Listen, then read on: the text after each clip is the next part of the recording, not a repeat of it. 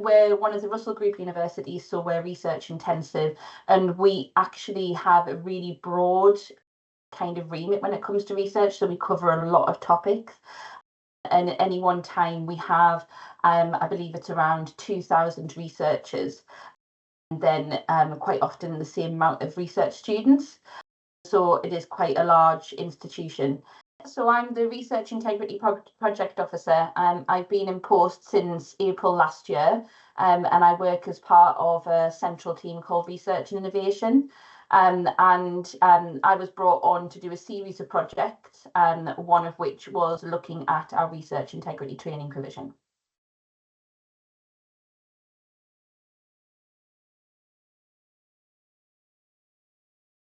I know in general terms like research integrity, research culture, and good practice, they get kind of merged and bandied about a little bit. But the way that we've separated them at Newcastle University is research integrity is the overall big banner, and under that comes ethics, authorship, a lot of other things.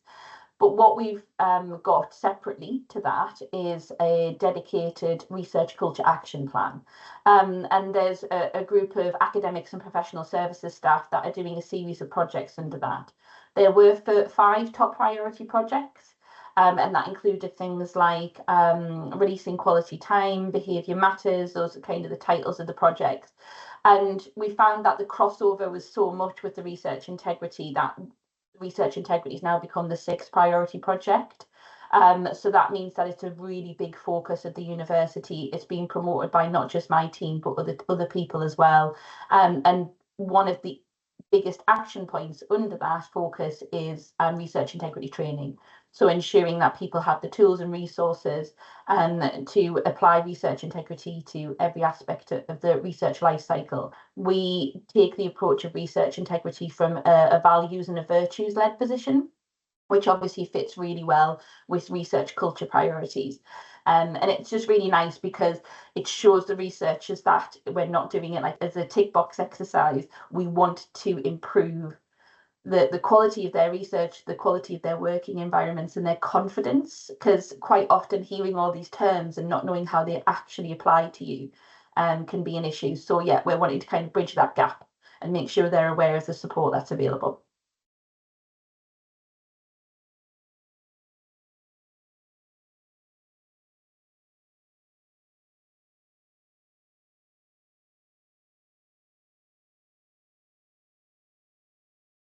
Decided to go with Epigeum because it was the only available off-the-shelf product, and within the university there's always constraints around capacity, so we wanted to make sure that we had an adequate research integrity training provision, even if we didn't necessarily have a team of people that could be out there delivering in-person training.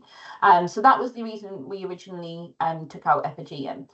When I started in post in April, one of the projects I was asked to look at was to review our existing training provision. And the reason being is we found the uptake to be really low when we first took out the training product. So at this point we were coming up to 2 years out of our 3-year agreement. So what I did was I did an evaluation. So I went out to the research community and asked them to do the course, to provide feedback on all different things like content, accessibility, and everything like that, just to review if it was still adequate. With the challenge that we have is that because we have so many researchers over so many disciplines, we can't do, from a central team, we can't do anything discipline specific. And we need it to be accessible all round with unlimited users. We need to be able to monitor completion as well. And we just don't have the capacity to develop our own in-house version and to keep that update. So having the Epigeum e-learning just means that we've got that reliable and accessible provision constantly. As far as we're concerned, there's still not a viable alternative available that has the same depth and accessibility that we need from a research integrity e-learning.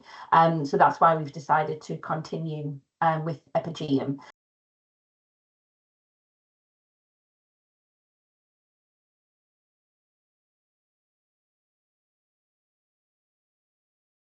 So we have, like lots of universities, learning management systems, and that's where people expected it to be located.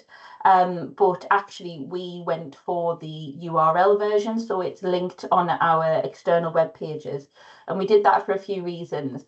One, because we're extremely transparent about what we do with research integrity at Newcastle University. But two, we wanted it to be updated by Epigeum. So we wanted it to just be, so not a package that we had to manually update every time something changed on it. So once we made people aware of where it was located, that immediately saw an increase in people who started to do it. I think the other thing as well is people didn't know who should be doing it, which one should I do, which modules were applicable to me, do I have to do the whole thing in one go, and is it going to go on is it going to be recorded against my, professional development? So there were just a lot of things that it was just pure information that people needed in order to access it. And we as a result of doing that and finding out what the barriers were, we have increased the uptake quite dramatically.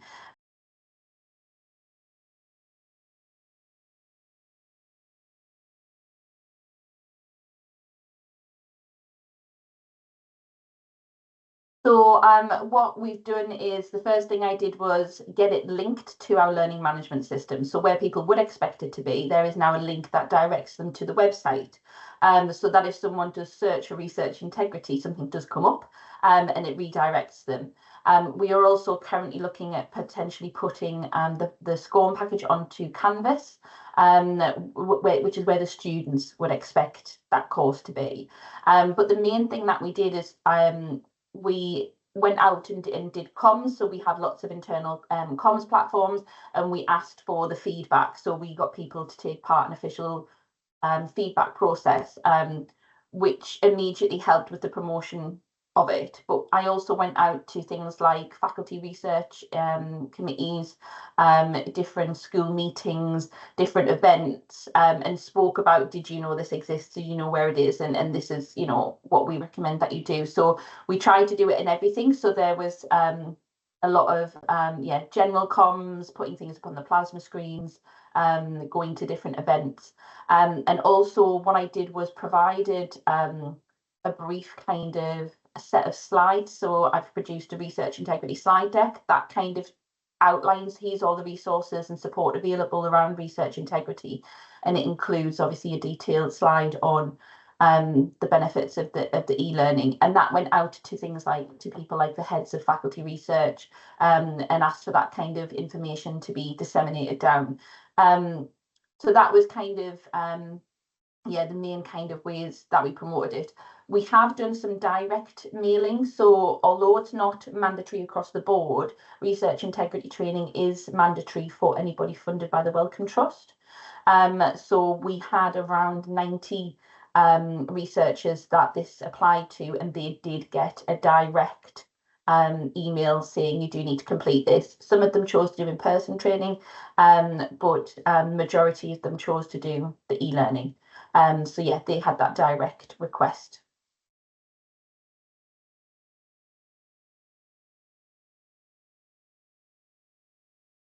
So when we do an introduction, we kind of introduce who we are, what our team does. We do the definition of research integrity. We see how confident people are. We do the UK Rio infographic. This is the values-led information that I was talking about. So the kind of values approach that we take. And then we refer to the code of good practice, and then we have this kind of general slide on the e-learning. So that's kind of we do that as the introduction, and then that's a slide that's in all of our presentations now, and then we explain where people can access it.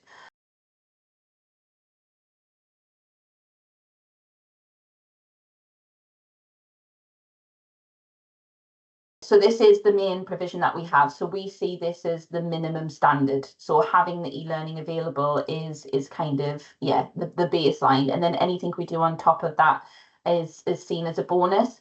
So we do offer central research integrity training, but it's usually kind of on demand and as people need it. And that's something though that we're hoping to make permanent going forward. But what we're kind of going to be recommending is do the course and then come and do the in-person to do some kind of activities that embed the learning. So, you know, taking it from the theory to the practical. So that's what we're hoping to do going forward. It's been a bit ad hoc up until now, but now we know what we want and how we're going to do it, then we've got a bit more of a better plan.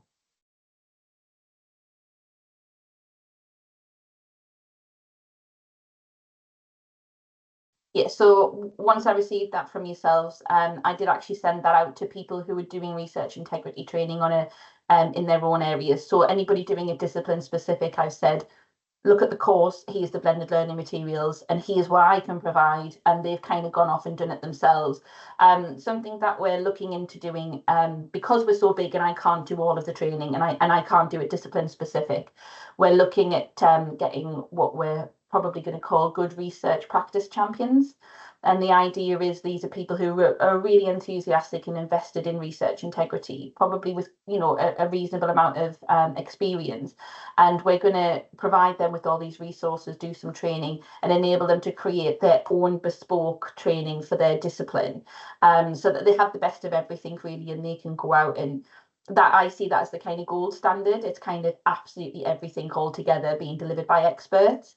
So yeah, that's what we're hoping to do, in the blended learning resources that you provide would be part of that.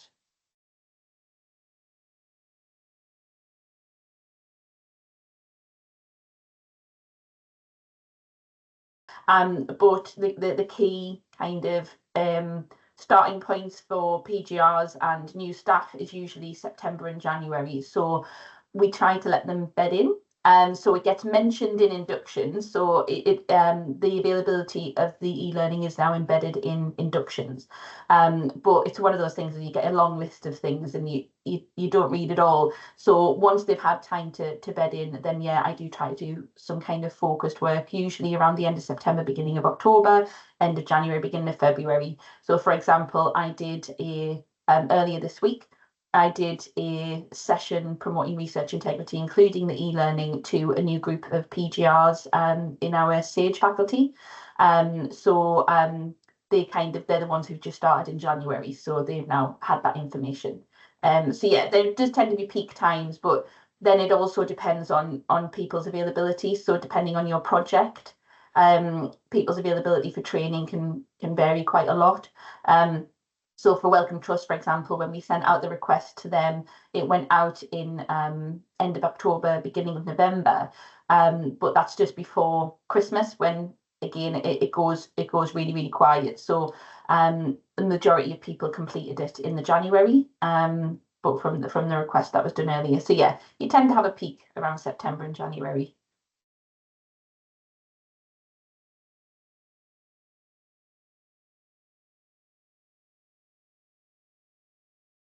January and the beginning of February, we've done training for in-person training for around 50 people, as part of the feedback that we've received on what's needed, and also our commitment to training up those who've got a fund requirement for research integrity.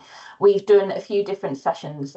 So one was for professional services colleagues, and that was a short introduction to the general concept of research integrity and recommending to them which modules may be appropriate for them for the e-learning. We also did a training for a group from our Faculty of Medical Sciences. It was two different research groups who came in, and again, as part of the introduction, we did a lot of signposting, and even in that group, when I talked about the e-learning, you could see they just didn't know it was there. And when I explained through what it has and what it can do, you could see the kind of light bulb moment of, oh, actually, this might be quite useful for me. So it's showing me there's still a lot of work to do on promoting it. And then another one that we did was our first ever discipline specific training that we did for our Biosciences Institute. And that was actually delivered in collaboration with the Abraham Institute, and as part of a different project that we're doing. But again, every time we reference that the e-learning is available, so it's always promoted as part of that. And a kind of, if you forget what we said today, as long as you remember that's available and where it is a great takeaway.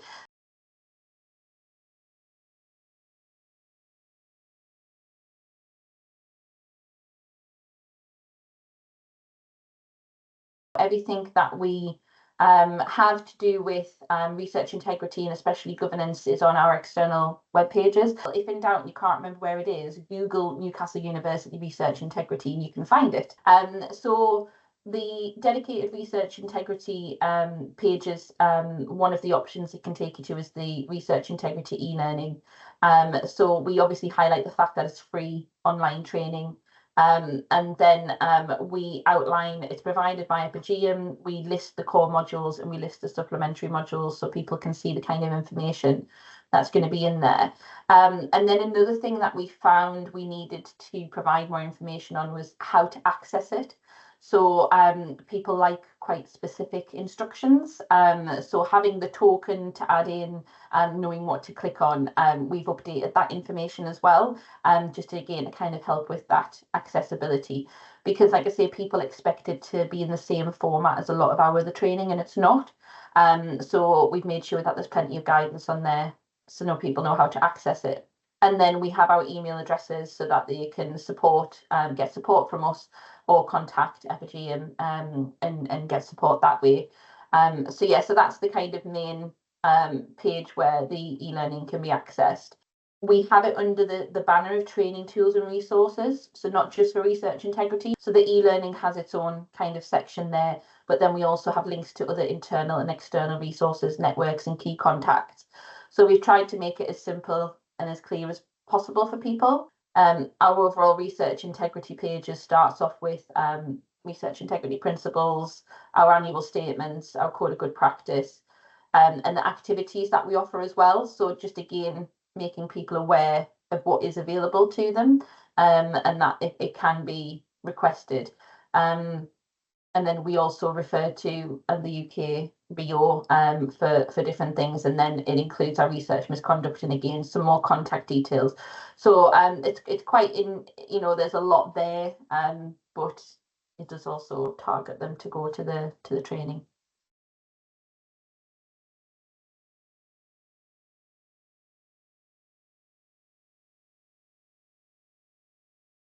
Yeah, so we've tried to do a lot of surveys and feedbacks throughout what we've been doing, whether it's in person or whether or not it's been via our kind of comms around the e-learning. So when I first started in post and we did the specific evaluation and we wanted specific feedback on the Epigeum e-learning, we had some lovely results. So 77% of those who completed the survey said that the knowledge gained from the course was they were either satisfied or very satisfied with the knowledge from the course, which I think is really good. And 66% said that they would recommend the Epigeum Research Integrity e-learning to colleagues. Some of the quotes we got off of the back of that was we were told quite repeatedly that the Epigeum course is very comprehensive. That's kind of the word that's used a lot. But yeah, we've never had a single person say that it isn't really robust and comprehensive.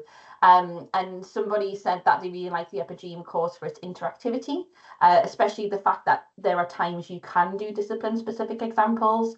And I think the fact that it points to other external resources, it's a mix of media, it is what people quite like.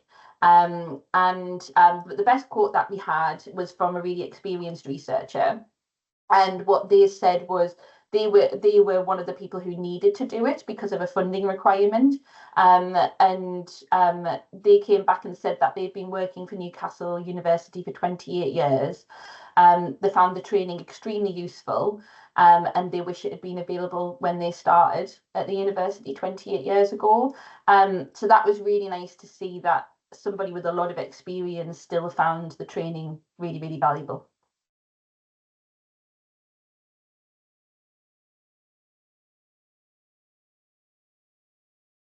What I like is from the monitoring side of our admin account, I can go on and see what people have done, and you can see everybody does a nice chunk of the 8 core modules, and then you can see people have dipped into the supplementary. But being able to access that kind of information is really useful to me because it means I can obviously do quite robust monitoring and evaluation. We have actually just recently managed to embed the monitoring and evaluation from the admin portal onto a Power BI dashboard as well, so that other people other than me can now access that information to see who in their area has completed the e-learning, which is a great thing because it means people aren't asking me anymore. So yeah, that's been really super useful to be able to have that download and be able to then put that into our other systems. The key people who will be accessing it is the heads of faculty research, my colleague Louise Jones, who is the research integrity and governance manager, so she needs to know it from a kind of governance point of view. But then we also have been taking part in the REF people, culture and environment pilot, and part of that pilot has been, what data do we have? How can we get it? And that's actually been really useful because it's the kind of information people want when we're talking about what kind of training do you offer and who in your area has completed it. That's been really invaluable for them to be able to access that information. So it's actually probably going a lot wider than what I know, but we made sure that the heads of each faculty had that access so that they can then disseminate that down to the relevant people in their area.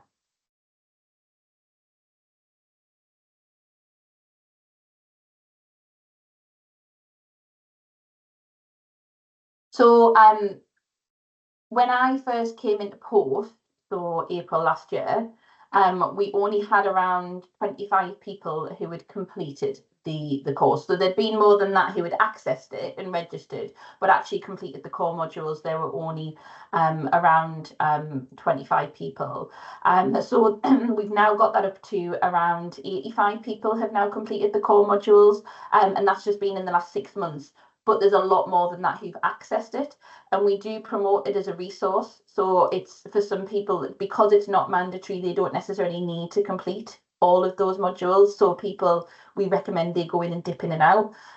So I can see that there's been a really big increase in people doing that. So yeah, it doesn't seem huge, but considering it's not mandatory, it has been a dramatic increase for us. And the kind of plans that we've got going forward, that yeah, we're really confident now that we've kind of played around with it, that we know how to get those numbers to increase.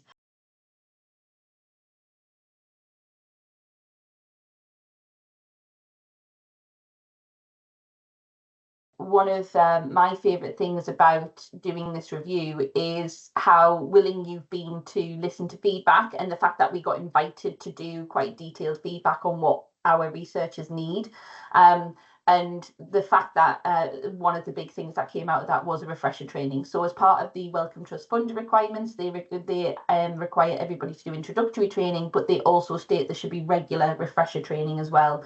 So that's a big thing for us. But also experienced researchers are saying, look, I don't need to sit and read all this. I just want the new stuff, the kind of updates that you've done recently on trusted research, AI in research. That's the kind of pieces of information that they want. So having a refresher that's shorter, that kind of acknowledges their already well-grounded understanding of research integrity is exactly what they're requesting. And I do think with that available, the more experienced researchers would be more than happy to complete it. Whereas now they kind of go, I'm not going to sit and do all of this when I think I know it. The other piece of feedback we had was people not knowing what's appropriate to them. Do they need to complete every single one of these modules? And having that kind of pathway through that recommends to people what they do is exactly what they're asking for. So for example, our professional services colleagues who are supporting with research, they do not need that amount of detail, but they do want something, they want to understand. So having those pathways, I think, will be really, really useful. So yeah, that's the other thing that we like about it. Yes, it's an off-the-shelf product, but you're happy to work with us on what's needed and what's appropriate for our researchers. So that's something that we really appreciate.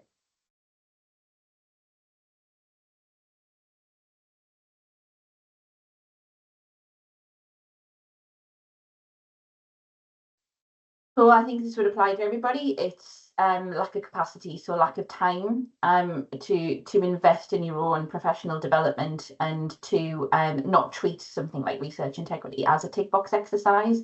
So that's very much we're hoping to address that via the kind of the culture strategy. But I personally think what's going to happen is more funders are going to want evidence of research integrity training. I understand why, and I think there needs to be some kind of standardization around what does, you know, adequate research integrity training look like. And I think that's going to be a challenge of the sector as a whole, is kind of, can we come together and see what that kind of standard is? There are talks about different kind of peer support groups happening around research integrity and the people who deliver the training. And I think having something like Epigeum to kind of look at as a benchmark is going to be really useful in that. So I think, yeah, the challenge is going to be, there's going to be more demand for monitoring and evaluation around research integrity training, and not just from funders, but also things like REF, with the increased weighting against the culture side of things. Being able to prove that you are doing adequate and appropriate training for your researchers is going to be really important.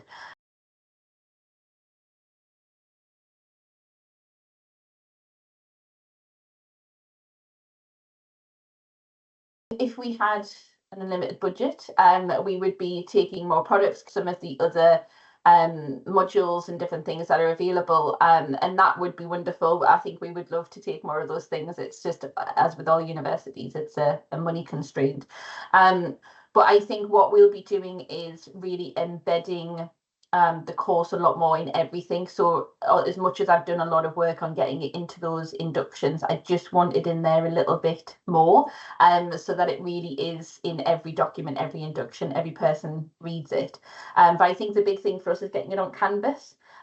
So our focus has been on research colleagues, but I think that we do really need to focus on students as well, and making sure that they're aware of it, that it's in those inductions, and they understand again which bits are relevant to them, because some of it will be beyond what they've done yet in their course and in their studies.